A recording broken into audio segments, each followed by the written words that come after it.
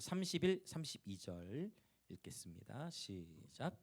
그때 예수의 어머니와 동생들이 와서 밖에 서서 사람을 보내어 예수를 부르니 무리가 예수를 둘러 앉았다가 여짜오되 보소서 당신의 어머니와 동생들과 누이들이 밖에서 찾나이다.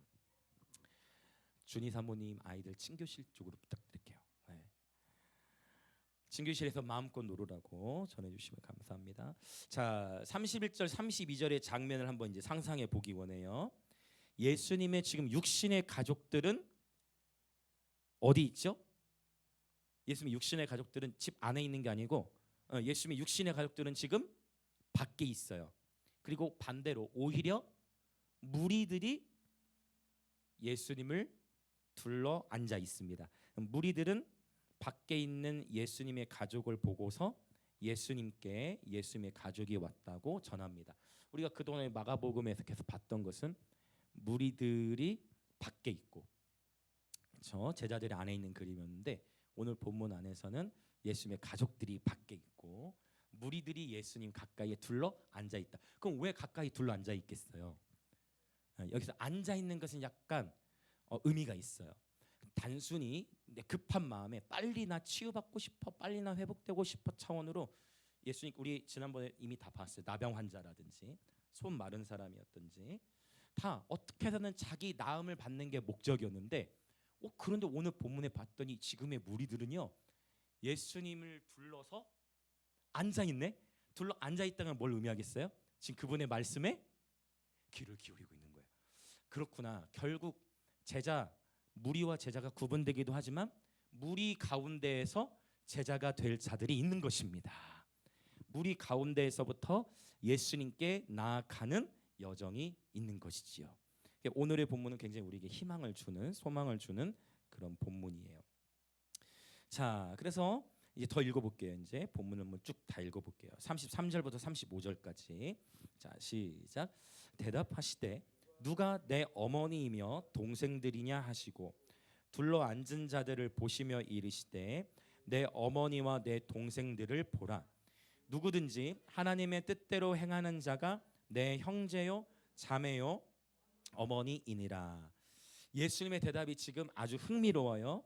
예수님께서 새로운 가족 공동체를 지금 만들고 계신 거예요. 여러분, 복음은 참으로 새로운 것입니다. 구약이 창조의 이야기라면 신약은 새 창조의 이야기예요.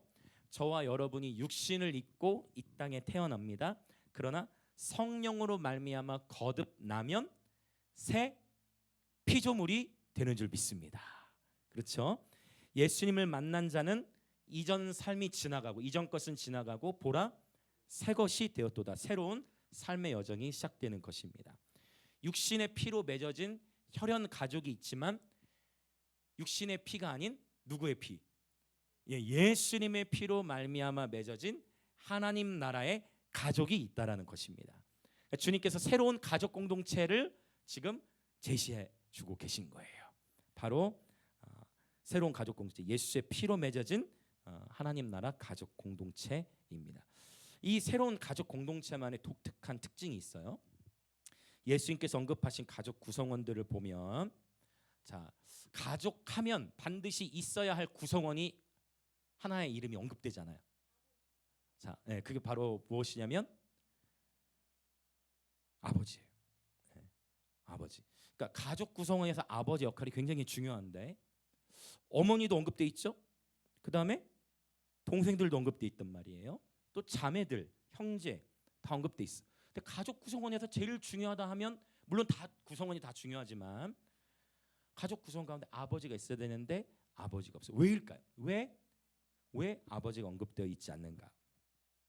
하나님 나라 가족 공동체에서 아버지의 이름을 예수님께서 직접 언급하지 않으신 이유가 무엇인가? 와, 맞습니다, 여러분. 네, 맞아요. 제가 언뜻 들었는데 들린 것 같아요, 지금.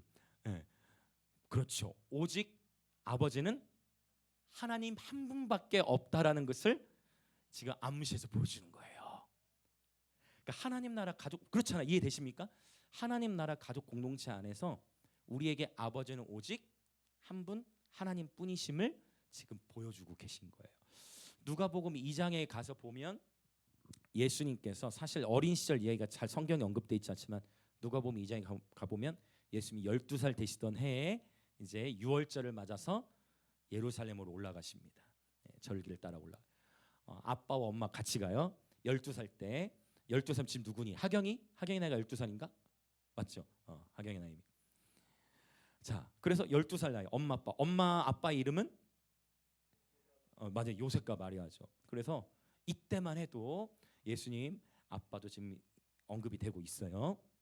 같이 가는데 너무 많은 인파 속에서 막 가.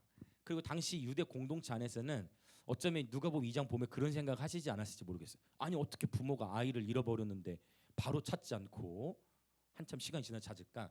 이제 당시의 문화 속에서는 어른들은 어른들끼리 하고 아이들도 뒤를 따라서 이렇게 쭉 가고 하는 그런 그룹별로 가는 그런 문화도 있었기 때문이에요.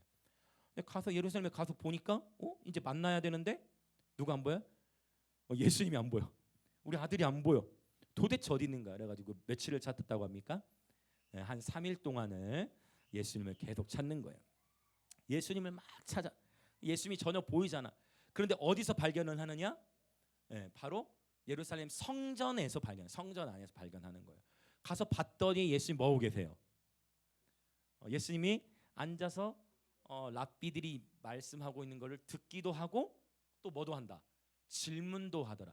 사람들이 예수님께서 들으시고 또 질문하는 것을 보면서 놀랍게 아주 경이롭게 여기죠. 예수님 안에 있던 그 지혜, 예수님 안에서 자라가고 있었던 여러분 예수님도 키가 자라가셨고 지혜가 자라가셨어요. 예수님이 마구간에 태어났을 때부터 나는 하나님의 아들 예수다 이렇게 한 게 아니에요. 예수님도 마구간에 와서 마구간에 태어났을 때 어떻게 했어요? 예수님도 응예를 하셨다는 거예요, 여러분.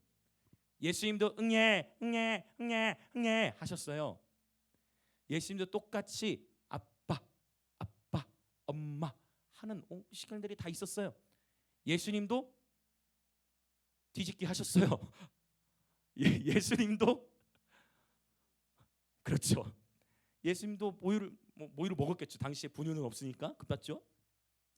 예수님도 뒤집으시고 앉고 서는 시간들이 있으셨어요. 지혜마저도 예수님도 자라가는 시간이 있으셨어요. 일부러 하나님이 그걸 세팅하신 거예요. 우리에게 본 모델링이 되도록.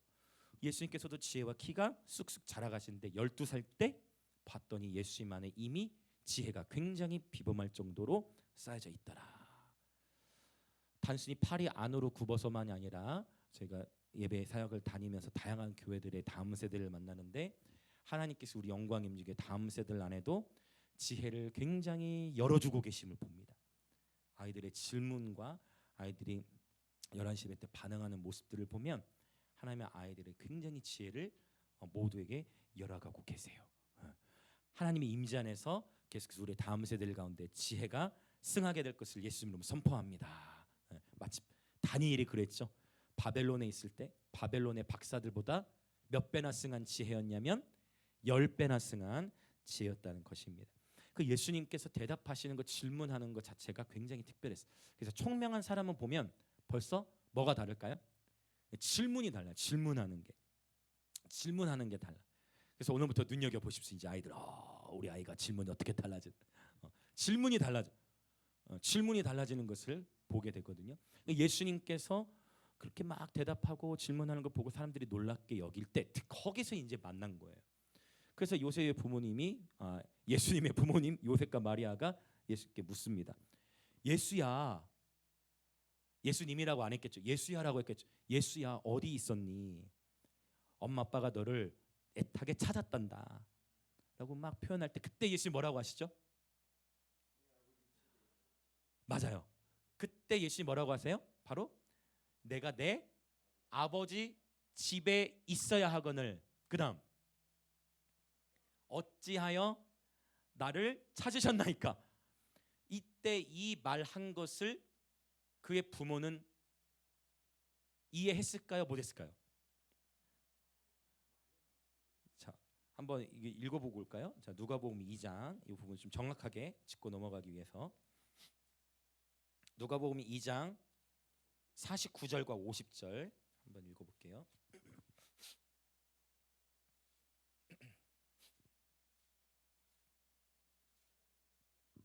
자, 같이 읽어보겠습니다. 49절과 50절 같이 읽어볼게요. 시작. 예수께서 이르시되 찾으셨나이까? 내가 내 아버지 집에 있어야 될 줄을 알지 못하셨나이까 하시니 그 부모가 그가 하신 말씀을 깨닫지 못하더라. 아멘. 자, 그렇다면 여기서 지금 부모가 깨닫지 못했어요. 그러니까 요셉만이 아니라 마리아도 깨닫지 못한 거예요. 아니, 분명히 마리아에게는 주님이 이미 천사를 통해서 하나님께서 예언의 말씀을 주셨잖아요. 그럼에도 불구하고 어떤 걸 깨닫지 못했다는 걸까요? 자, 여기서 우리가 잘 이해할 게 뭐냐면 분명히 하나님의 앞으로 내게서 날 자가 하나님의 아들이라 일컬음을 받고 만국을 구원할 거라는 계시는 이미 주어졌어요. 그럼 여기서 지금 무엇을 깨닫지 못한 거냐면 이 말씀을 깨닫지 못한 거예요. 뭐냐? 어째 나를 찾으셨나이까? 내가 내 아버지 집에 있어야 될 줄을 알지 못하셨나이까? 이 표현이 저와 여러분에게는 지금 친숙할 수 있지만 지금 이 당시 예수님께서 이 말씀을 예수님에게 하셨을 부모님에게 하셨을 그 당시 유대 사람들에게 아버지 집에 있어야 할 줄 알지 못하셨나이까는 아버지에 대한 개념, 하나님을 아버지로 인식하는 개념은 매우 약했어요. 물론 구약 성경에 이사야서 63장, 64장 또 말라기 1장, 2장에 보면 주는 우리의 아버지시라라는 표현이 일부분 나타나 있어요. 그러나 하나님의 백성이 사무엘상 하나, 역대상 하나, 역사서라든지 모세 오경을 통해 봤을 때 하나님을 향해서 하나님은 나의 아버지십니다라는 표현이 어떻습니까, 여러분? 보신 적이 있으세요? 아직까지 저는 잘 못 찾으니까 주님께서 선지자들을 통해서 아버지심을 나타내는 부분이 있어요. 그러나 백성들이 자신들이 하나님을 부를 때 아버지로 인식하는 개념은 하나님이 선포하신 부분은 하나님께서 알려주신 부분은 있지만 생각보다 많이 찾질 못. 아직 저는 잘 못 찾은 것 같아요. 혹시 발견하신 분 있으면 저한테도 제가 다 못 찾았을 수도 있으니까 알려주세요. 그러니까 그 정도로 하나님의 백성들에게조차 하나님은 창조주이시고, 그렇죠? 하나님 야훼, 하나님 스스로 계시고 이런 이름은 많이 나타나 있어. 또 하나님의 이름 여호와 라파, 하나님 치료하시는 분이시지. 또 하나님 우리에게 공급하시는 분 여호와 이레, 하나님 나의 목자이시지. 여호와 로이. 또 뭐가 있으면 하나님 거기에 계시지. 여호와 샴마, 하나님 만군의 여호와이시지. 여호와 차드케누, 뭐 이런 식으로 막 하나님 이렇게 다양한 이름들을 주셨어. 그런데 하나님의 아버지 되심에 대한 이름이 생각보다 백성들에게도 인식이 좀 약했다는. 그러니까 당연히 예수님의 엄마, 육신의 엄마 아빠 입장에서도 예수님의 아빠는 지금 누구예요? 요셉이죠. 그런데 내가 내 아버지 집에 있어야 한다는 것을 어찌 알지 못하나이까 했는데 부모는 그 말이 무슨 의미인지 알지 못하는 게 맞다는 거예요. 그래서 주님은 직접 제자들이 주님께 주여 우리가 어떻게 기도해야 하나이까? 어떻게 기도해야 하나이까? 라고 했을 때 주님께서 직접 너희는 이렇게 기도하라. 주님이 가르친 기도의 아예 시작의 문구를 개념을 바꿔버렸어요. 자, 주기도문의 시작이 어떻게 됩니까, 여러분?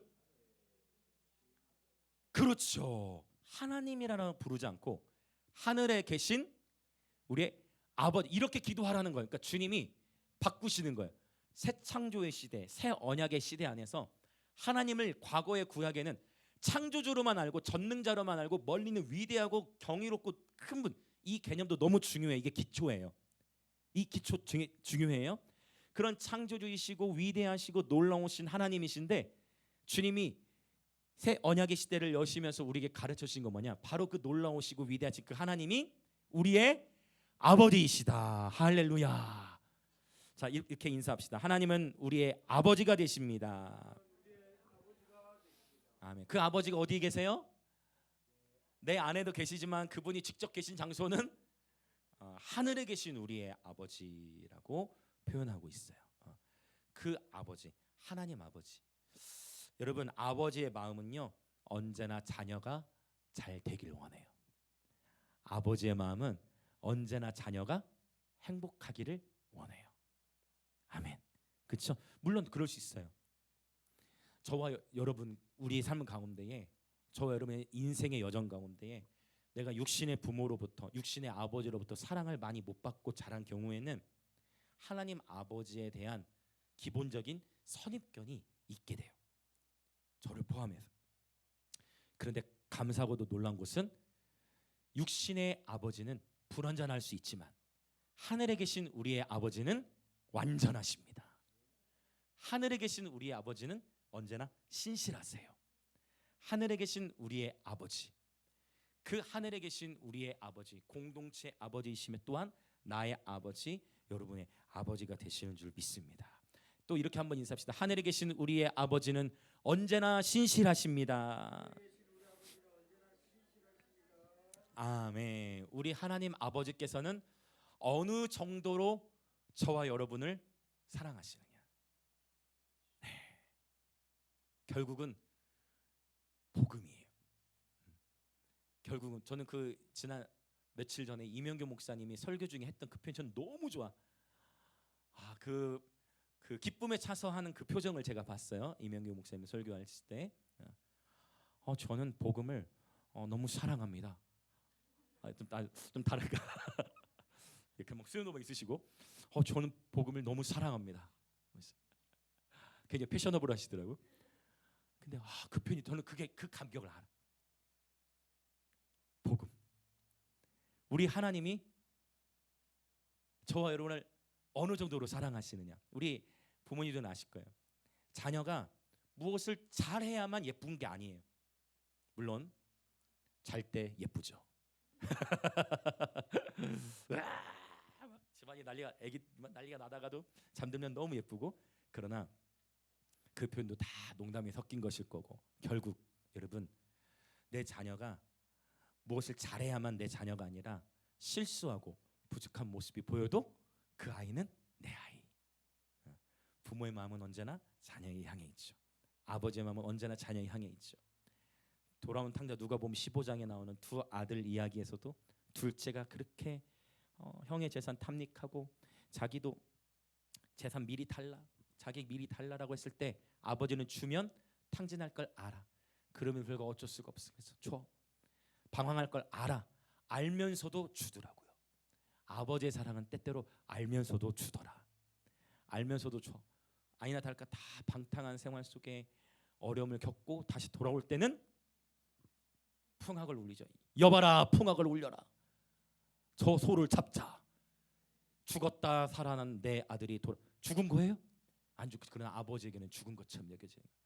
그 상황 속에 누구의 마음도 사실 다뤄줘야 돼요. 큰아들도 다뤄줘야 돼. 이것이 우리의 인생 같아요. 자녀를 키우면서 하나만이 아니라 주님이 주신 자녀들을 다 골고루 사랑을 주고, 각자의 다 자녀들마다도 첫째, 여러분 첫째와 둘째, 셋째 더 있으신 분 계신가? 셋째 이상? 앞으로 셋째 더 이상 있으면 좋겠네요. 여러분 첫째나 둘째, 셋째 다 똑같습니까? 어떻습니까, 여러분? 비쌉니까? 본인들은 비싸게 생각하나 모르겠네, 아이들이. 여러분 다 다른 부분이 있고, 그렇죠? 첫째는 첫째대로, 둘째는 둘째대로, 또 셋째는 셋째대로. 근데 하나님 아버지께서 저와 여러분을 어느 정도로 사랑하시냐면, 이게 성경에 이 표현들이 나오는데, 여러분 하나님에게 있어서 첫째가 누구예요? 이게 성경에 언급돼 있죠. 히브리서에 보면, 히브리서 저자는 뭐라고 기록하냐면, 히브리서 2장에 예수님은 많은 형제들 중에 맏아들로 세우셨다 했어. 그러니까 그게 뭐예요? 예수님이 하나님 아버지께서는 하나님 아버지에게 있어서 첫째가 누구예요? 예수님이신 거예요. 근데 하나님이 저와 여러분을 어느 정도로 사랑하시느냐? 하나님의 입장에서 방법을 찾고, 물론 그분이 막 고민을 오래 하시진 않았겠지만, 어쨌든 하나님께서 그분이 사랑하시는. 그래서 부모님들 어떻습니까? 자녀를 낳을 때 첫째, 둘째, 셋째 이렇게 아이들을 다 낳잖아요. 첫째를 낳았을 때 또 그 처음에 또 감격이 있잖아요. 그런데 하나님 아버지의 입장에서 맏아들인 독생하신 아버지 품에서 직접 독생하신, 그냥 다른 둘째부터 쭉 수많은 하나님의 자녀들과는 약간 다른 차원, 많이 다른 차원이죠. 사실은 아버지 품에서 독생하신 그 예수 그리스도, 그 큰아들 맏아들을 십자가에 내놓으신 거예요. 하나님은 첫째를 내어놓으면서까지 저와 여러분을 사랑하신 거예요. 그래서 로마서 5장에서 말씀하시기를 우리가 아직 죄인 되었을 때 그리스도께서 우리를 위하여 죽으심으로, 표현이 굉장히 중요해요. 그리스도께서 우리를 위하여 죽으심으로 누가? 그 다음 나오는 게 그리스도께서 우리를 위하여 죽으심으로 하나님께서 우리에 대한, 할렐루야. 자, 다시요. 우리가 아직 죄인 되었을 때 예수 그리스도께서 우리를 위하여 죽으심으로 하나님께서 우리에 대한 자기의 사랑을 확증하셨느니라. 예수 그리스도를 십자가에 죽도록 무대를 세팅하신 분이 누구예요? 하나님 아버지시라는 거예요. 하나님 아버지께서 첫째 맏아들 예수님을 희생시키, 부모님 입장에 생각해 보세요. 둘째, 셋째 다른 자녀들을 구원하기 위해 첫째를 희생시키는 길을 선택하신 이 하나님 아버지의 마음, 하나님께 선택하신 방법은 바로 그거. 그 정도로, 그것은 그 정도로 첫째를 내어놓으시면서까지 사랑하셨다라는 것. 이것이 하나님의 사랑의 이 깊이라는 것은 여러분 어마어마한 것이죠. 하나님의 어느 정도로 저와 여러분을 사랑하세요? 예수 그리스도를 십자가에 내어놓으시기까지 저와 여러분을 사랑하신다는 것입니다. 할렐루야. 그러므로 여러분 무엇을 두려워하십니까? 우리 하나님은 저와 여러분을 구원하시기 위해, 할렐루야, 자기 친아들을 아끼지 아니하시고 십자가에 내어주셨다라고 표현해요. 예수 그리스도는 친아들. 우리는 주님에게 뭐라고 표현하냐면 갈라디아서 표현에 보면 우리는 주님께 양자, 입양되었다는 표현을 써요. 우리는 죄의 종로로 닫은 데서부터 해방되어 하나님의 나라로, 할렐루야, 우리는 그분의 자녀됨의 권세를 얻게 되었죠. 지위를 얻게 되어졌어요. 이 놀라운 복음 여러분 축복합니다. 하나님 아버지에 대한 계시는 저와 여러분의 삶을 자유케 하는 줄 믿습니다. 자기 아들을 십자가에 내놓으시기까지 저와 여러분을 사랑하신 그 하나님이 우리의 아버지가 되신다라는 것은 우리를 자유케 하는 것이죠. 그래서 여러분 살면서 속상한 일이 있으세요? 억울한 일이 있으십니까? 그러면 누구에게 이르시겠습니까? 아버지께 이르세요. 하나님 아버지께 하소연하시기 축복합니다. 하나님 아버지께 말씀하시기 축복합니다. 하나님 아버지께서 아브라함을 부르셔서 창세기 12장에 갈대아 우르에서 너는 너의 본토 친척 아비 집을 떠나, 너는 너의 본토 친척 아비 집을 떠나 내가 내게 지시할 땅으로 가라라고 말씀하시면서 하나님 뭐라고 말씀하세요? 아브라함에게 너를 축복하는 자에게 내가 축복하고 너를 저주하는 자에게 내가 저주하리라. 하나님도 약간 편애하는 모습을 보이세요. 아브라함에게 약간 이거 보면은 야 이게 이방인들 입장에 약간 억울하겠다 싶은 부분이 뭐냐, 아비멜렉 왕 앞에 섰을 때, 아브라함이 직면했을 때, 아브라함이 자 아비멜렉 앞에서 아비멜렉이 누가 마음에 들었냐면 아브라함의 아내 사라가 마음에 들었어. 그래 아비멜렉이 야 사라가 너무 예쁜데 하면서 할 때 아브라함이 어떻게 이런 남자가 있을까? 오늘날로 하면은 이건 바로 이혼감이야. 바로 그냥 오늘날로 하면 그냥 바로 헤어져. 이건 돌이킬 수 없는. 어떻게 이런 남자가 있어? 아비멜렉이 무서워가지고 어떻게 해요? 누이라고 그냥 둘러대고 어떻게 이럴 수가 있어? 믿음의 조상이라는 사람이 다 훈련의 과정이 있겠지만 어쨌든 어떻게 그럴 수 있냐는 거예요. 사라 입장에서는요 얼마나 충격적이에요. 그 참 신기해. 자녀들은 또 본대로 평행하더라. 누가 또 그걸 본대로 똑같이 합니까? 이삭이 똑같이. 이삭이도 놀라운 성품의 군대이잖아요. 이삭이 얼마나 우물 파는 곳마다 막 우물물이 솟아나고. 근데 이삭도 어떻게 해요? 또 이방 왕 앞에서 자기 아내가 아니라 누이라고 똑같은 패턴이 나타나는 모습이 보게 되어진 것을 우리는 알 수 있어요.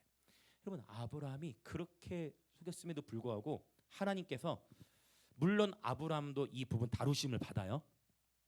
결국 하나님께서 아브라함과 이삭도 이 부분에 있어서는 거짓 표현한 것을 하나님이 다루시죠. 그건 그거대로 다루시는데, 그럼에도 불구하고 이방왕 앞에서는 아브라함의 까울을 세워주세요. 그럼에도 이방왕 앞에서는 아브라함의 권위를 지켜줘요. 그래가지고 오히려 아비멜렉이 사라를 아브라함에게 돌려보내도록 하는, 아비멜렉이 더 하나님을 경외하게 되는 그런 방식으로 세팅하세요. 물론 아브라함도 다루심을 받는다 말씀드렸어요 후에. 그러니까 이거예요. 하나님이 아브라함의 아버지가 되시니까 아브라함이 인생을 펼쳐 나가는 데 있어서 당연히 실수도 합니다. 실수해요. 그러나 그 실수를 통해서도 하나님은 모든 것이 합력하여 선을 이루시지요. 그리고 아브라함의 여정을 친히 보호하시는 거예요. 왜? 하나님은 아브라함의 아버지시니까. 그러니까 하나님께서 저와 여러분의 아버지이시기 때문에 저와 여러분이 인생을 살아가면서 실수를 합니다. 실패를 경험하기도 해요. 그러나 하나님 아버지께서 저와 여러분을 보호하세요. 하나님 아버지께서 저와 여러분을 지키십니다. 자, 이렇게 한번 인사합시다. 하나님 아버지께서 당신을 보호하십니다. 아멘. 하나님 아버지께서 우리를 보호하시는 거예요.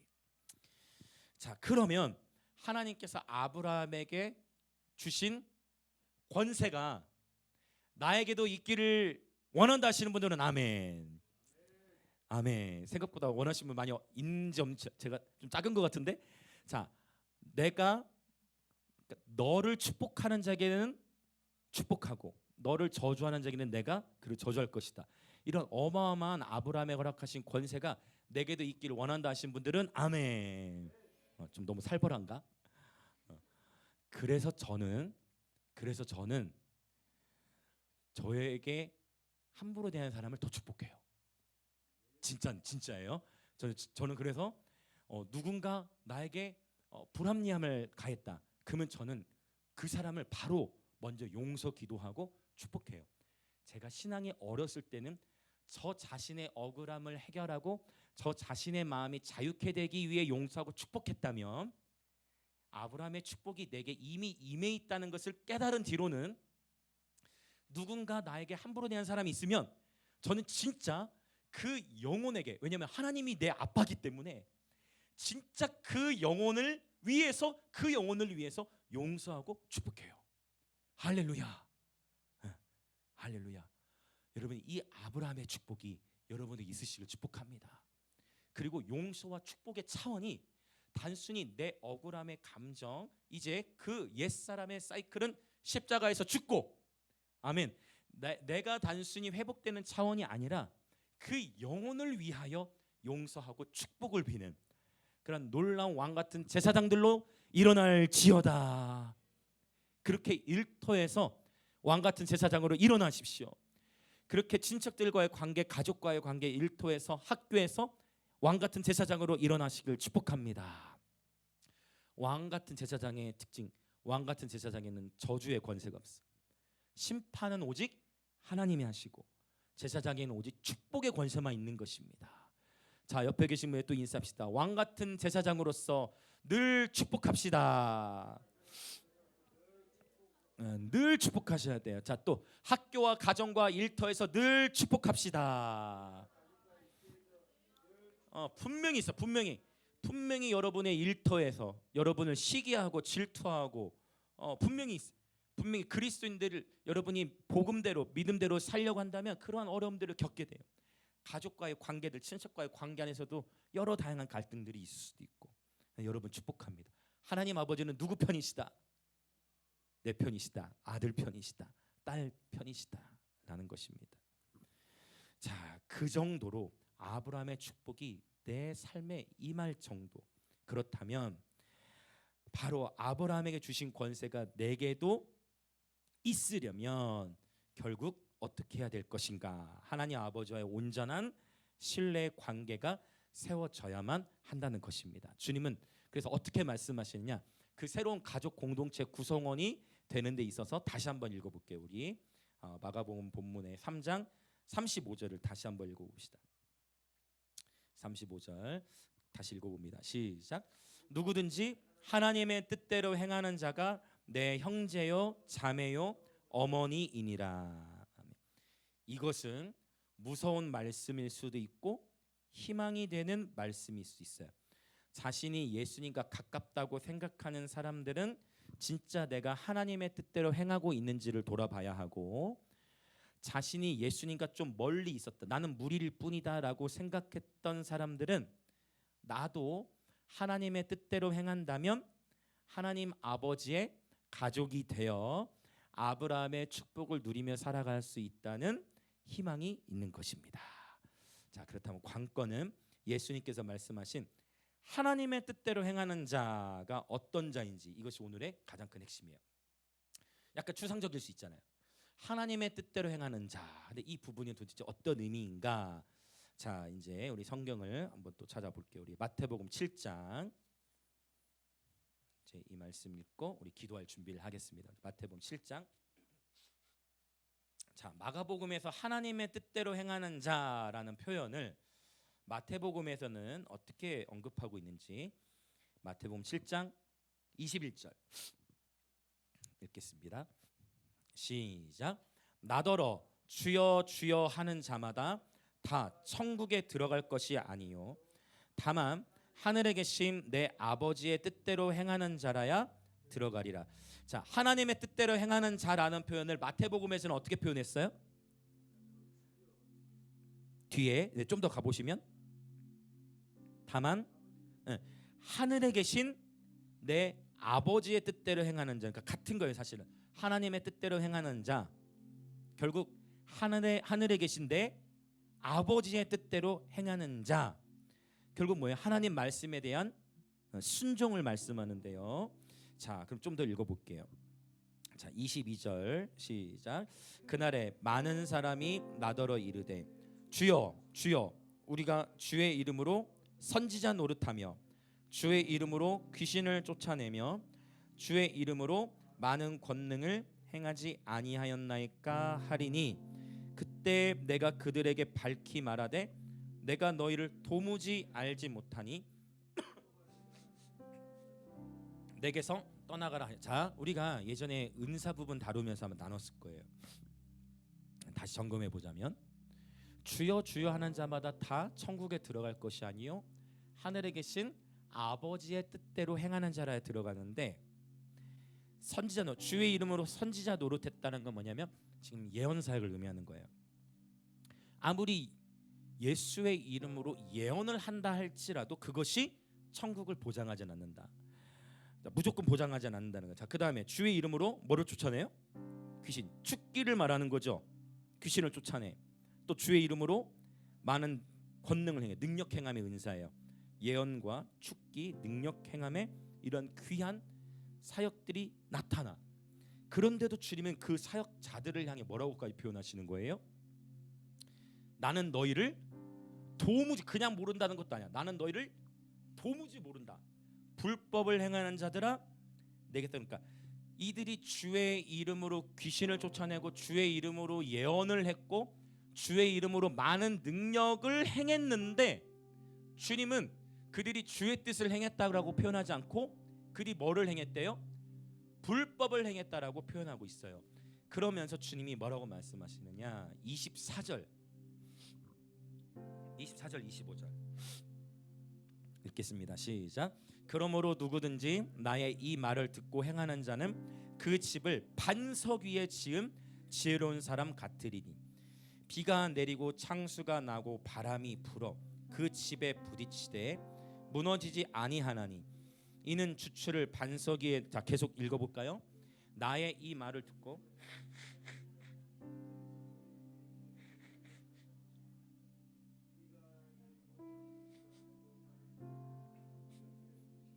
무너져 그 무너짐이 심하니라. 아멘.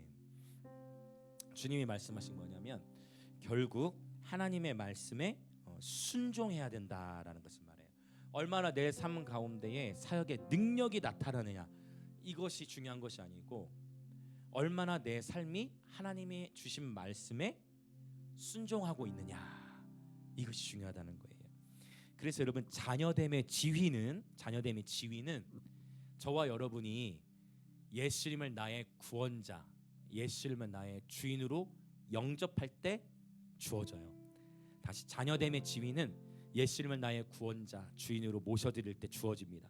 그러나 자녀됨의 권세는 예수님의 말씀을 듣고 순종할 때 주어지는 거예요. 아멘. 다시요. 자녀됨의 지위는 예수님을 나의 구원자여 주인으로 모셔드릴 때 이미 주어져요. 그러나 자녀됨의 권세, 아까 그 아브라함의 그 축복, 그 권세는 내가 주의 말씀을 듣고 순종할 때 그 권세가 주어지는 것입니다. 아멘. 성숙함의 척도는 순종의 깊이임을 알 수 있어요. 자, 그런데 여기 이제 우리의 소망은 무엇이냐면, 여러분 어렸을 때 자라오시면서 부모님 말씀을 한 번도 거역하지 않으셨다 하신 분 있으면 발을 천정히 대보세요. 한 번도 나는 부모님 말씀 난 거역한 적이 없다. 어떻습니까? 여러분, 이 아버지에 대한 계시가 오늘 더 열려지시길 축복합니다. 우리는 순종하기 위해 애써요. 순종하기 위해 기도해야 해요. 그러나 내가 순종하는 삶을 살다가 한번 삐그덕했어, 넘어졌어. 그렇다고 해서 이놈의 자식 나가버려라, 그렇게 해서 한 번에 단절되는 것이 아니라, 그럼에도 불구하고 하나님 아버지는 저와 여러분을 기다리시고 격려하신다는 거예요. 아멘. 이것이 우리의 희망이에요. 못해도, 실수해도, 실패해도 팔은 안으로 굽는 거예요. 이것이 가족이라는 것이죠. 하나님은 저와 여러분을 단순히 교회 교인, 한 사람의 교인으로만 부른 것이 아니라 하나님은 저와 여러분을 가족으로 부르고 계세요. 하나님을 아버지로 하는 가족, 그리고 우리는 주 안에서 함께 형제 자매가 되어진 것입니다. 이렇게 한번 인사 보시겠어요? 지사님은 저의 자매입니다. 지사님은 저의 형제입니다. 여러분, 그리고 또 볼게요. 형제 자매끼리도 다툴 때 있어요, 없어요? 형제 자매끼리 좀 더 나가볼까? 형제 자매끼리 정치적 견해가 같으면 좋겠지만 다를 수도 있죠. 형제 자매끼리 세계 정세에 대해서 관점이 같을 수도 있고 같으면 좋겠지만 다를 수도 있죠. 그렇다고 관점이 다르다고 해서 앞으로 너는 내 동생이 아니야. 물론 요즘에는 그런 파국으로까지 가는 케이스 있는 것 같지만 우리는 그렇지 않잖아요. 가족이라는 것은, 그렇죠? 서로 달라도, 그렇죠? 다른 모습이 있을 수 있는 거예요. 관점이 다르고 견해가 다르고, 그렇더라도 가족이에요. 여러분, 피는 뿔보다 진하다 했잖아요. 우리는 무슨 피가 있습니까? 예수의 피. 우리 예수의 피로 하나 됐잖아요. 예수의 피로, 예수의 피값으로 하나님의 입장에서는 첫째를 희생시키셔서, 하나님 입장에서는 첫째를 희생시키셔서 다른 나머지 가족들 구원하려고 저와 여러분 구원하시기에, 인류를 구원하시고자 하는 아버지의 마음, 그 아버지의 마음이 오늘 저와 여러분의 심령 가운데 가득히 부어지시길 예수님 이름 축복합니다. 그래서 여러분, 때때로 순종하지 못한다 할지라도 절대로 포기하지 마시길 축복합니다. 옆에 계신 분들이 인사합시다. 절대로 포기하지 마십시오. 단 한 번뿐인 인생 하나님께 귀히 쓰임을 받고 시행착오를 줄이고 싶다. 나는 광야를 2주 만에 통과하고 싶다. 왜 40년이 걸려야 하냐라고 생각이 되신다면, 할 수만 있다면 주님이 내게 주신 그 모든 말씀에 안 돼요 아버지 그거는 못하겠어요가 아니라, 주님이 주신 모든 말씀하심 앞에 때로는 내가 다 이해되지 않더라도 순종의 발걸음을 내디디시는 존귀한 예배자를 되시기 축복합니다. 근데 가만히 보세요. 어렸을 때는 그렇게 우리도 아빠 엄마 말 잘 듣고 참 이명근 목사님 말이 너무 재밌더라고. 밥 먹어라. 안 먹어요. 그래 그럼 먹지 마. 먹을 거예요. 너무 정확한 것 같아. 밥 먹어라. 안 먹어요. 그럼 먹지 마. 먹을 거예요. 너무 똑같은 것 같아. 어렸을 때에는 갈팡질팡하고 막. 그런데 성숙해질수록 어떻습니까? 저와 여러분도 자녀를 낳아서 키워보니까 야, 아이를 하나 낳아서 키운다는 게 이런 건가? 그러면서 이제 비로소 아이를 낳아 보니까 이제 비로소 누구의 마음을 알죠? 우리 엄마 아빠가 나를 이렇게 키우셨구나. 그러면서 아버지의 마음을 더 깨달아 알게 되듯이 그러면 이제 자녀를 낳으면서 저는 더 여러분은 모르시겠어요? 여러분은 그 이전부터 더 성숙하셨을 수도 있고, 근데 저는 확실히 자녀를 낳고 나서 부모님께 대하는 마음의 태도가 또 달라졌던 것 같아요. 아 이런 거구나. 자녀를 낳아 키운다는 게. 처음에 예심이 여기인데 처음에 예심이 태어날 때 저희 산모 같이 들어가니까 보고 깜짝 놀랐어요. 응가를 보고. 애가 신생아 태변이 그 태변이잖아요. 야 이런 거구나. 야 이런 거구나.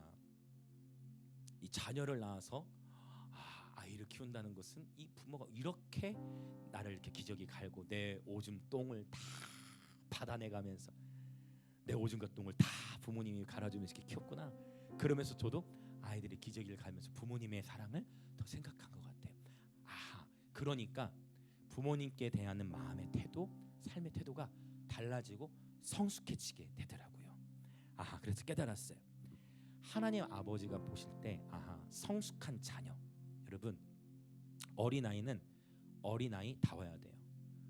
만약에 5살, 6살, 7살 되는 아이들이 애교가 하나도 없이 5살, 6살, 7살 되는 아이들이 그냥 심각하게 감정이 아무것도 없고 이렇게 열매를 토하면 먼저기 되게 탁월하게 보일 수도 있겠지만 그 나이에 맞는 그러한 모습 속에서 발전해 가는 것, 자라가는 것, 그게 되게 아름다운 거예요.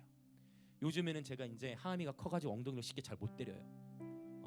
너무 쉽게 이게 때리면 안 되는데 어제는 엉덩이를 축 때렸지 예쁘니까.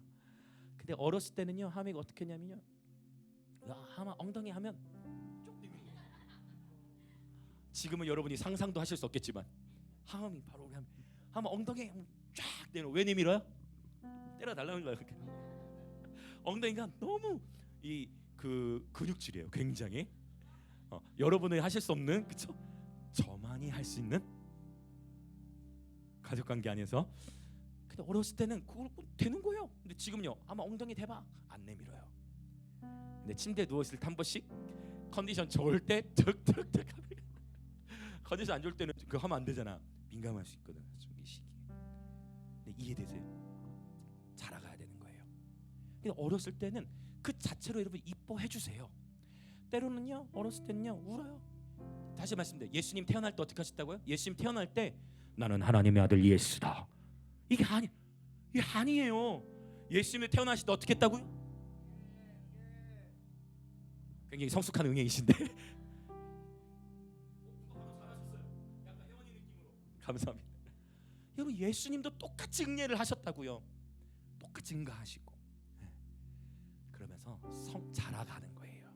여러분 한 번에 너무 완벽해지려 하지 마시고 한 번에 막 모든 것을 다 잘하려고 하지만 그냥 지금의 과정을 즐기세요. 제가 어제는 나이 막내가 이제 서재 둘은 얘가 너무 커버렸어. 제 마음에 어떤 마음이 드냐면 우리 막내 그냥 이대로 좀 머물렀으면 좋겠다. 그런 생각 하신 분들이 계시고 자녀를 안 컸으면 좋겠다는 생각이 잠깐 들더라고. 왜냐면 너무 사랑스러운 거야. 애교가 너무 많아. 너무 사랑스러워. 안 컸으면 좋겠다라는 생각도 잠깐 들었지만 그러나 그럼에도 계속 자라가야죠. 성장해 가야죠. 여러분 결국 성숙함의 때로 하나님이 인도하세요. 여러분 멀리 내다보시기 축복해요. 그리고 지금의 계절을 감사하십시오. 지금 하나님이 내게 허락하신 계절, 우리 가정의 상황, 우리 가문의 상황, 내 학교의 상황, 내 일터의 상황, 내 모든 관계들, 어쩌면 재정의 상황, 그 모든 것 가운데에 여러분 오늘 또 우리에게 하나님께서 호흡을 허락해 주심으로 감사합니다.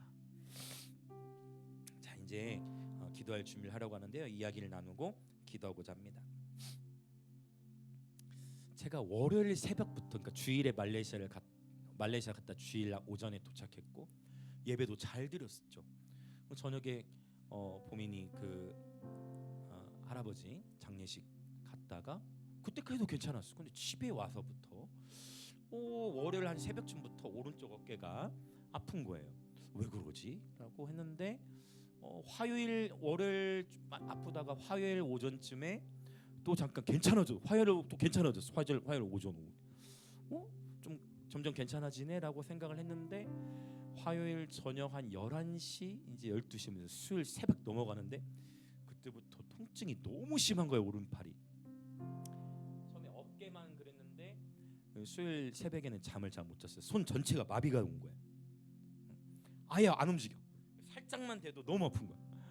너무 아파. 이렇게 어깨가 아픈 적이 없었는데 팔 전체가 안 움직이네 라고 생각하고 잠을 이제 설잠 자고 너무 아프니까 욱신욱신거리니까 잠을 설쳤어요. 그리고 수요일 이제 일어나서 오전에 메가병원에 가는데 이제 병원장님이 이제 봐주셨어요. 그러면서 목사님 어깨 사진을 보는데 보이더라고요. 뭐 석회라고 하는데 그게 도대체 뭔지 저는 잘 모르겠지만 석회 두 덩어리 큰 게 어깨 여기 안쪽 7cm 정도 들어가 있는데 두 개, 그건 딱 보여. 사진상에 보이더라고요. 그리고 바깥에 힘줄이 많이 부어 있습니다라고 하면서 아마 이거는 수술해야 될 것 같다고. 근데 이제 제가 얘기했죠. 그날이 수요일인데 당장 내일 뭐가 있어요? 우리는 목요 예배가 있잖아요. 그것도 정기 예배. 근데 기본적으로 아시잖아요. MRI 하고 뭐 수술하려면 아마 보험 내면 2박 3일 이렇게 입원해야 되니까 안 되는 내일 중요한 집회가 있다고. 그래서 이제 응급처치로 주사를 하는데 이게 안쪽 7cm 있기 때문에 주사가 거기가 안 닿는다는 거예요. 그래서 언제든지 통증이 지금 심할 거니까 아프면 바로 응급실로 오라고. 그래서 주사를 맞았어요. 여전히 통증이 있죠. 쉽지 않아. 그래서 제가 오후에 제가 예전에 말씀드린 곳 있죠. 마산에 거기 통증하고 우리나라 5대 의사다. 거기 침을 맞으러 저는 일부러 무서워서 침 한 번도 안 맞았거든요. 거기. 근데 이제 어쩔 수 없이 가야 됐구나 하고 갔는데 이제 이미 주사를 맞았으니까 오늘 안 하는 게 낫다 이렇게 말씀을 하셨는데 사실 제가 그 병원에 가는 길에 이제 아내한테도 전달하고 교회 방에 이제 글을 올린 거예요. 그 전날인가도 저 예배팀마다 글 올릴 때 제가 움직이를 못하니까 예심이한테 대신 글 쓰라. 네가 대신 글 좀 올려라 해가지고 글을 이렇게 올리고 했었는데 교회 방을 꼭 기도 제목을 나누고 싶은 거예요. 그래서 여러분께 딱 너무 신기해. 기도해 주십시오 딱 하고 너무 신기해요. 그 기도해 주십시오라고 올리고 그 다음에 그때부터 나아지기 시작하는데 저녁에 이제 예배팀 방에도 하나님 예배팀 방에도 내일 장비를 날라야 되는데 아직은 우리 건반이 여기 있는데 이거를 혼자서는 안 될 것 같다. 승경이도 마침 근무 시간이 겹쳐져가지고 일손이 필요할 것 같다라고 딱 했는데 바로 연락들이 오는 거예요. 여장분들이 연락이 와. 주은이 이제 근무하는 친구들이 있는데 근무 뺀 친구들이 있고 또 쉬는 날인 친구들도 있으니까 여장분들 딱 주은이 혜민이 막 연락. 목사님 저희들이 나르겠습니다. 2명이서 나르면 무거운 거 괜찮을 것 같습니다. 그러네 또 연락이 와. 이지연 전도사님 연락 와. 예준이 데려가겠습니다. 예준이 또 저녁에 치킨까지 또 튀겨왔어요. 또 연락 와. 그러더니 또 거제대에 들어가 있는 의환이라는 키 190되는 목요일에 오는 우리 하나님의 예배자인 의환이가 목사님 저 목요일 오전에 수업 끝납니다. 2시까지 갈 수 있을 것 같습니다. 했더니 평소보다 돕는 인이 더 많아졌어. 더 많이 모여져가지고 근데 놀라운 건 뭐냐면요. 제가 기도 부탁을 하고 하나님 방에 그 글을 올렸는데 팔이 희한해. 안 아파지기 시작해 급속도로. 제가 사실 그거 할 때 누굴 생각했냐면 정윤미 선생님 생각했거든. 의사 선생님이 그러는 거야. 이거 요로결석이 어깨에 가 있는 거다. 그래서 정윤미 선생님이 수술하지 않고 그거 결석이 해결이 돼 버렸잖아요. 그런데 정말 제가 느껴지는 거야. 우리 집사님들이 저를 기도해 주시는. 어떤 분은 막 계속 연락을 주시더라고. 목사님 정말 괜찮으십니까? 모든 분들께 감사했어요. 근데 놀랍게도요. 제가 사실 이게 아팠을 때만 해도 어떤 마음을 진짜로 제가 어떤 마음을 지냐면 아버지 드디어 이때입니다. 내가 예배하다가 주님을 만나겠습니다. 왜냐면 움직이지 못하니까 예배하다가 나 주님 만나서 좋습니다. 나 데려가셔서 좋습니다. 여러분께 죄송해요. 주님 나 아버지 오늘의 내 마지막이라 생각하고 나는 또 주님 앞에 예배합니다 라고 아버지 앞에 그 기도를 했는데, 그러한 마음으로 하나님 앞에 나아가는데 신기하게 급속도로 좋아지는 거예요. 그래서 여러분 놀랍게도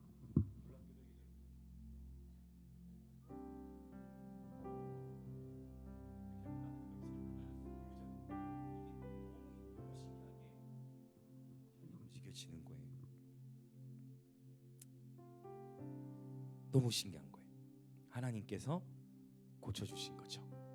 저는 여호와 라파 하나님을 찬양합니다. 물론 그럴 수도 있을 것 같아요. 나중에 또 아플 수도 있을 것 같아.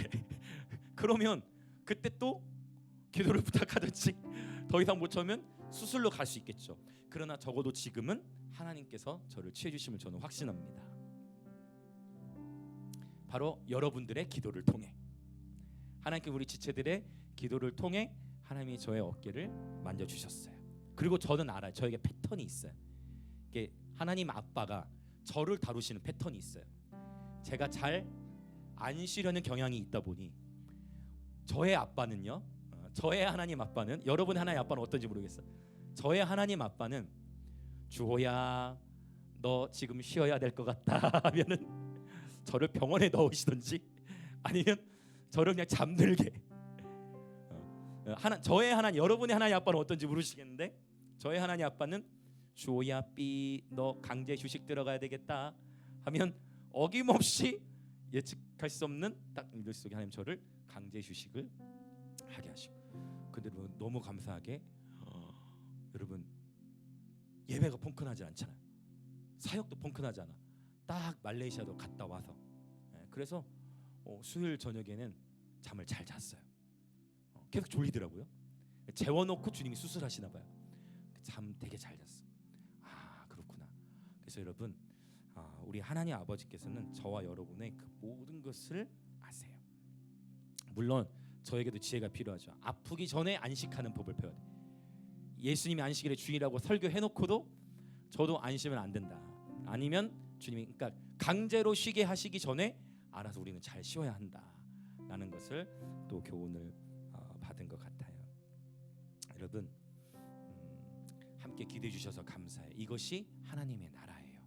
하나님 나라의 가족됨이에요. 그래서 여러분 가운데서 우리 그렇게 지금 하고 있지만 언제든 아프신 분들 있으면 바로바로 기도 제목도 올려주시고 함께 바로 화살 기도를 쏘는 거야. 같이 함께. 그러면 그 기도를 통해 주님께서 일하시는 줄 믿습니다. 할렐루야. 한 가지 더 마가복음을 나눠 제가 얘기했던 곳이 있어요. 치유와 순종의 관계. 치유는 쉽고 순종은 어렵다. 이걸 반대로 이해하시는 분들도 계시겠지만 적어도 마가복음에서 나오는 이야기. 나병 환자가 있었죠. 나병 환자가 예수님께 달려왔어요. 와, 나 좀 치유해달라고. 그 예수님 바로 나병 환자 어떻게 하셨어요? 긍휼력이 있어서 예수님의 손이 닿자 나병 환자 바로 치유되어졌어. 그 예수님 뭐라고 하십니까? 너는 이제 치유되었으니 너의 몸을 바로 다른 사람들에게 보이지 말고 제사장에 가서 너의 몸을 보이고, 그렇죠? 그리고 모세가 명한 것대로 예물을 드려라라고 했는데 대답은 잘했을지 모르겠어요. 대답 얘기는 없지만 어쨌든 치유 받고 나서 이 나병 환자 어떻게 했죠? 치유 받고 나서 바로 분명히 주님이 사람들에 가서 얘기하지 말고 제사장에 가서 네 몸을 보이고 예물 모세가 명한 예물 드렸는데 치유 받자마자 자기 목표를 달성하니까 어떻게 해요? 바로 사람들에게 가서 말하였더라. 바로 사람들에게 가서 말하였더라. 바로 사람들에게 가서 말해. 그러니까 치유 받자마자 순종을 안 해버리는 거예요. 이거는 축복이 아니다. 또 우리 마가복음 3장 오면서 봤잖아요.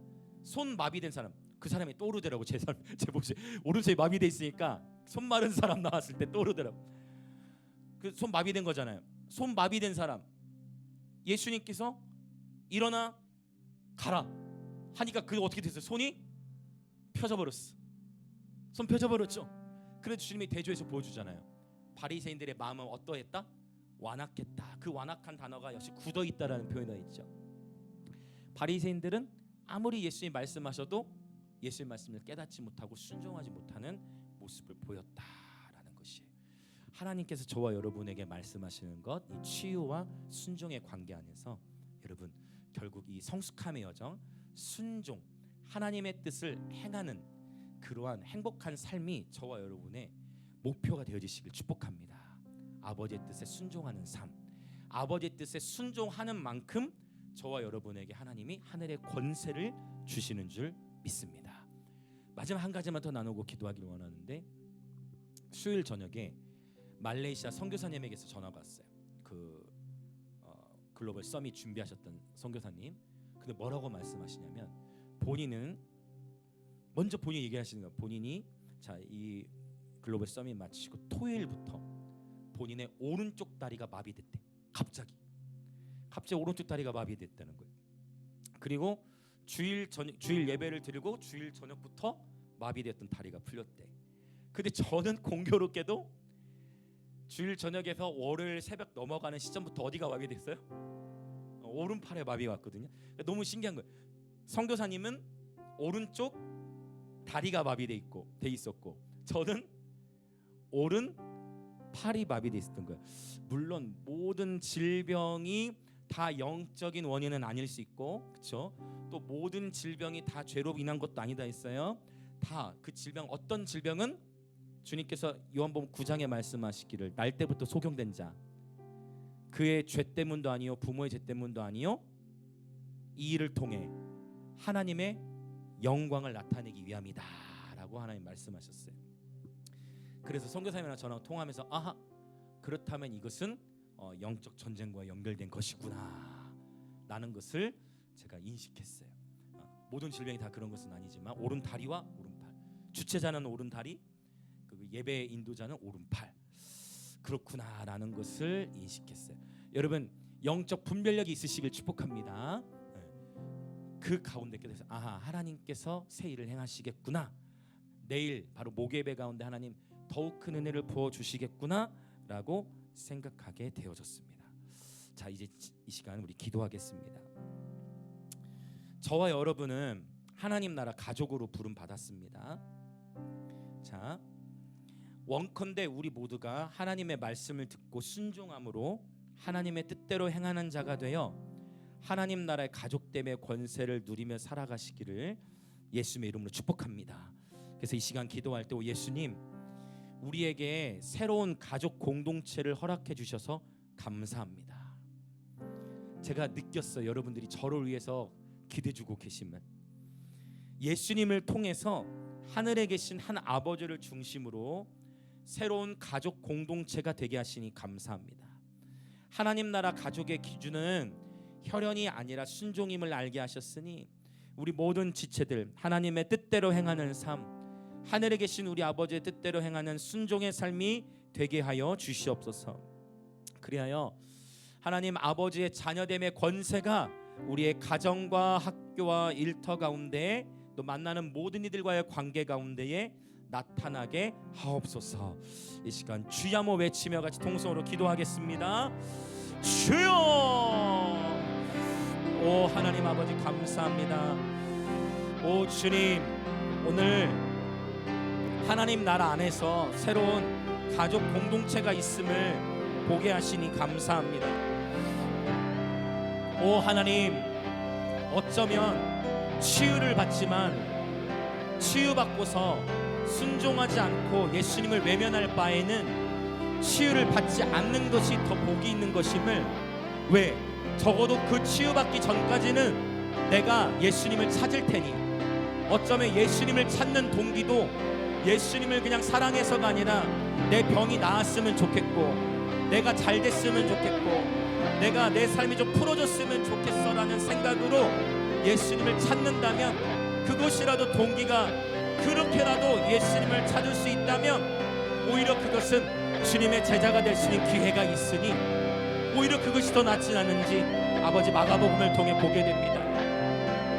오 주님, 치유는 받았지만 치유받은 후에 여전히 마음이 굳어져서 순종하기를 거부하고 예수님을 떠나갔다면 그것은 참된 축복이 아닐 수 있음을 아버지 이 마가복음의 계시를 통해 깨닫게 하여 주시옵소서. 아버지 진짜 어려운 것은 바로 순종임을, 치유는 주님 우리가 하나님 아버지의 뜻에 순종하는 그 삶의 여정을 통해 주님께서 풀어주게 하심을, 오 주님 하나님 아버지의 그 모든 것은 선하심을 우리는 알고 있습니다.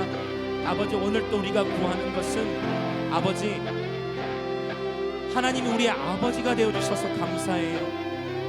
아버지 순종의 발걸음, 아버지의 마음을 깨달아, 오 주님 어렸을 때에는 아버지의 마음을 온전히 이해하기 어려울 수 있으나 성장해 갈수록 이것이 부모님의 마음이었구나, 이것이 아버지의 마음이구나 라는 것을 마침내 깨달아가게 되듯이, 오 주님, 오 아버지 우리로 하여금 이 시간 아버지의 마음을 풍성하게 깨달아, 아버지의 마음을 깨달아, 아버지의 마음을 헤아려 억지로가 아닌 아버지의 사랑을 깨달아, 아버지가 나를 얼마나 사랑하시는지, 하나님 아버지께서 나를 얼마나 사랑하시는지, 바로 우리들의 맏아들, 바로 우리들의 첫째 예수, 아버지 품에서 직접 독생하신 예수님을 십자가에 내어 놓으시기까지 우리들을 사랑하셨던 하나님 아버지,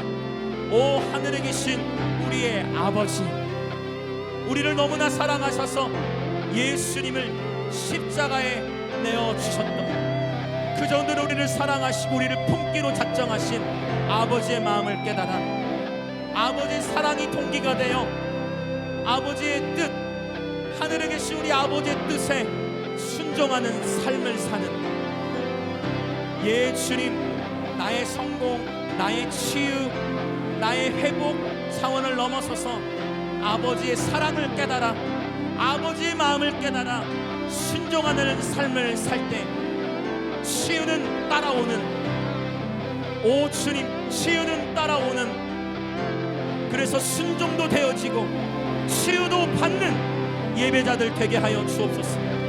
치유만 받고 회복만 받고 예수님을 떠나는 것이 아니라 순종하는 삶이 되어 치유도 받으며 회복도 누리며 하나님의 부르심을 따라 살아가는 존귀한 예배자들로 축복하여 주시옵소서. 아멘. 우리 한 번만 더 기도하기 원합니다. 한 번 더 기도하실 때, 오 하나님 아버지, 아버지에 대한 계시를 더욱 부어주옵소서. 하나님을 창조주로서만이 아니라 위대하신 그 하나님이 나의 아버지, 우리의 아버지가 되심을 주님 깨닫게 하여 주시고, 그 하나님 아버지의 사랑이 얼마나 깊고 넓고 길며 깊은지 주여 깨달아 알게 하시고, 그 아버지의 사랑을 깨달아 우리의 삶에서 날마다 기쁨이 넘치며 아버지의 사랑을 힘입어 담대히 살아가는 우리의 인생들 되게 하여 주옵소서. 그렇게 주여 한번 외치며 기도합니다. 주여. 오 아버지, 아버지의 마음을 한량없이 부어 주옵소서.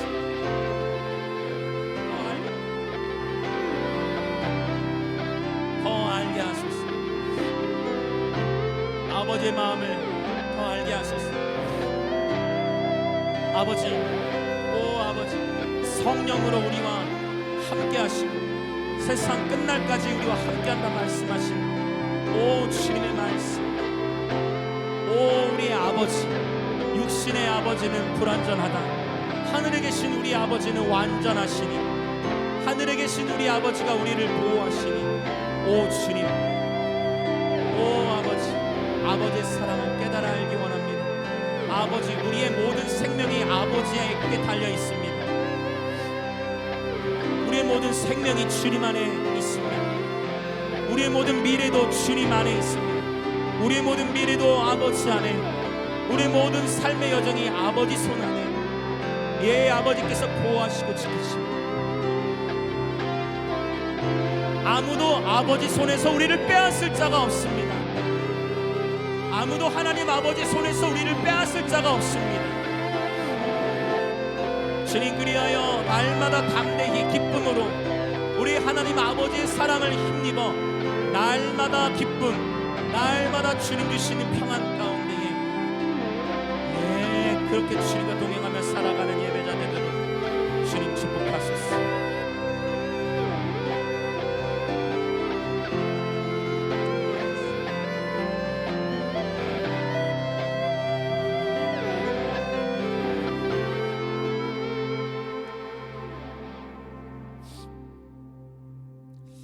오 하나님 아버지 감사합니다. 참으로 하나님의 말씀의 세계는 놀랍습니다. 아버지 오늘 또 당신의 거룩하신 말씀으로 하나님 나라 안에서의 새로운 가족 공동체를 우리에게 알려주시고 육신의 피로 맺어진 가족이 아닌 그것을 넘어서는 예수의 피로 하나 된 하나님 나라 안에서의 새로운 가족 공동체로 우리를 불러주셔서 감사합니다. 이곳에 모이는 우리 사랑하는 영임의 모든 지체들 각자의 생각이 다르고 각자의 자란 환경이 다를지라도 아버지를 중심으로 모이는 가족 공동체, 아버지의 사랑을 중심으로 하나 되는 가족 공동체, 서로에게 어머니, 서로에게 형제, 서로에게 자매가 되어 한 번뿐인 인생 하나님의 영광을 위하여 살아가는 놀라운 순종의 공동체, 아버지 사랑 안에 하나됨을 누리는 가족 공동체로 주님 축복하여 주옵소서. 아버지의 사랑을 더 깨달아 알기 원합니다. 때로는 순종의 발걸음을 걷다가도 넘어지기도 하고 실수하고 실패하기도 하지만 아버지의 사랑은 시건치 않으시고 언제나 신실하시며 우리를 포기치 않으시니 그 아버지의 사랑, 그 아버지의 마음의 깊이를 깨달아 아버지의 사랑을 헤아리며 아버지의 사랑을 깨닫는 만큼 기쁨으로 성숙하게 순종하는 자녀들 될 수 있도록, 그리하여 단순히 자녀됨의 지위를 갖는 데서 멈추는 것이 아니라 자녀됨의 권세를 누리는, 아버지의 뜻에 순종함으로 말미암아 자녀됨의 권세가 나타나는 그러한 주님의 존귀한 아들 딸들로 축복하여 주옵소서. 아버지 오늘 또 주 앞에 예물을 드립니다. 이 예물을 드린 모든 지체들 위해 하늘의 신령한 복과 땅의 기름진 복으로 축복하시고 주의 몸된 교회는 계속해서 이 도시와 또 대한민국, 또 감비아와 인도와 북한을 넘어 대한민국과 열방을 예배로 또 말씀으로 섬길 수 있도록 재정의 기름을 부어 주옵소서. 지금은 우리 주 예수 그리스도의 은혜와 하나님 아버지의 놀라우신 사랑과 성령 하나님의 감화 감동 교통하심이 오늘 누구든지 아버지의 뜻대로 행하는 자는 내 형제요 자매요라고 말씀하신 예수님의 말씀을 따라 언제든지 무리들도 제자가 될 수 있고 주님의 가족이 될 수 있으니 오늘 또 하나님 나라의 가족으로 한 예배 공동체로 새로운 가족 공동체로 우리를 부르신 하나님 아버지 앞에 아버지라 부르며 아버지에 대한 계시를 더욱 풍성하게 누려 아브라함에게 주셨던 그 놀라운 자녀됨의 축복의 권세가 나타나기를 사모하는 우리 영광임재교회 모든 지체들과 오늘 예배에 함께하는 그리스도 몸의 모든 지체들 가운데에 지금으로부터 영원토록 함께 있을지어다.